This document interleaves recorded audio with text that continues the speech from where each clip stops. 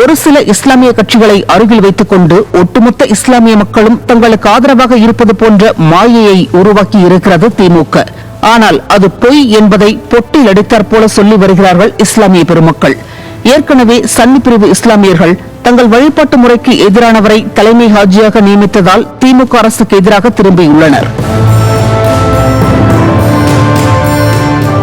தற்போது உருது பேசும் தக்னி பிரிவு இஸ்லாமியர்கள் திமுக மீது கடும் அதிருப்தியில் உள்ளனராம்.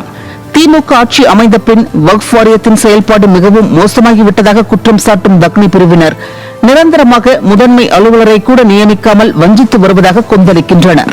திமுக கொடுக்கும் தேர்தல் நிதிக்காக சில முஸ்லிம் அமைப்புகள் வாய்மூடி அமைதியாக உள்ளதாகவும், தமிழ்நாட்டில் உள்ள 1.7% தக்னி எனும் உருது பேசும் மக்களை திமுக அரசு வஞ்சிப்பதாகவும் அவர்கள் சாடியுள்ளனர்.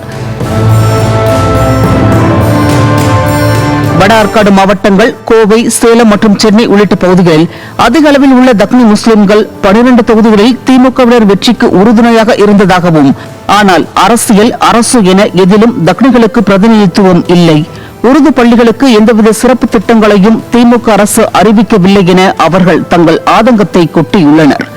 சில இஸ்லாமிய மக்களை மட்டும் அருகில் வைத்துக் கொண்டு ஒட்டுமொத்த இஸ்லாமிய மக்களும் தங்களுடன் இருப்பதாக விளம்பரப்படுத்தி வரும் ஸ்டாலினை இனியும் நம்ப தயாராக இல்லை என்ற உண்மையை போட்டுடைத்திருக்கிறார்கள் தக்னி மக்கள். வெற்றி பிம்பத்தில் மட்டுமே மக்களின் ஓட்டுக்களை பெற்றுவிடலாம் என நினைக்கும் திமுகவிற்கு வரும் தேர்தலில் அனைத்து தரப்பு மக்களும் தக்க பாடம் புகட்டுவர். தமிழ்நாடு பாதுகாப்பாக இருக்க திமுக ஒழிய வேண்டும். அதை வரும் தேர்தலில் தமிழ்நாட்டு மக்கள் செய்வர். நியூஸ் ஜே செய்திகளுக்காக ரேணு வாசகன்.